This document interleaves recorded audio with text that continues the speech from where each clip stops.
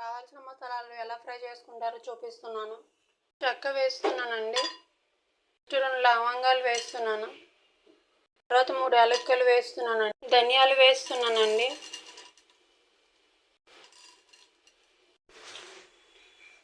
ఎండు కొబ్బరి వేస్తున్నానండి.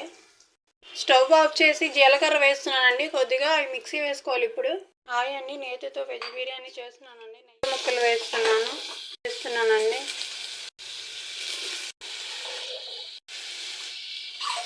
పక్కన కర్రీలో కూడా ఉల్లిపాయలు వేస్తున్నానండి. కూరలో అన్నంలోకి 1 స్పూన్ ఉప్పు వేస్తున్నానండి. కూడా 1 స్పూన్ ఉప్పు వేస్తున్నాను. అన్నంలోకి కూడా 1 స్పూన్ ఉప్పు వేసాను. 1 స్పూన్ ఉప్పు వేస్తున్నానండి.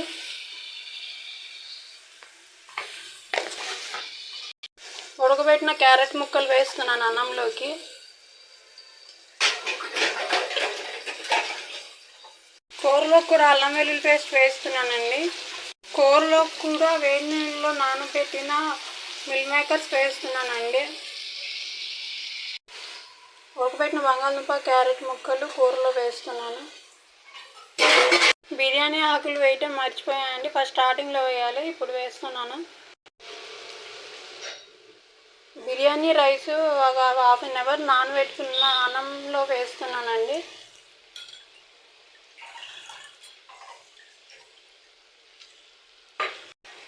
అన్నంలోకి వాటర్ పోస్తున్నానండి. 2 గ్లాస్, 1/2 గ్లాస్. కూరలోకి కారం వేస్తున్నానండి, వేయలేదు ఇందాక, 1 స్పూన్ వేస్తున్నాను. కూరలో కూడా 1 గ్లాస్ నీళ్ళు పోస్తున్నానండి గ్రేవీ కోసం. కూరలో కిందాక మసాలా ఫ్రై చేసుకోవడం చూపించా కదండి, ఆ మసాలా పొడి వేస్తున్నాను. అన్నంలో కూడా సేమ్ అదే పొడి వేస్తున్నానండి.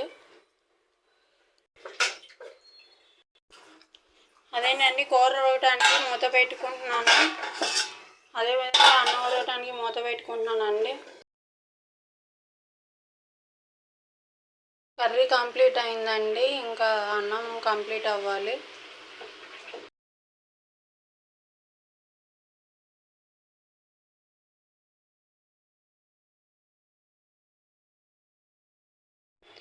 నా వీడియో మీకు నచ్చితే లైక్ చేయండి, షేర్ చేయండి, సబ్స్క్రైబ్ చేయండి. Thanks for watching.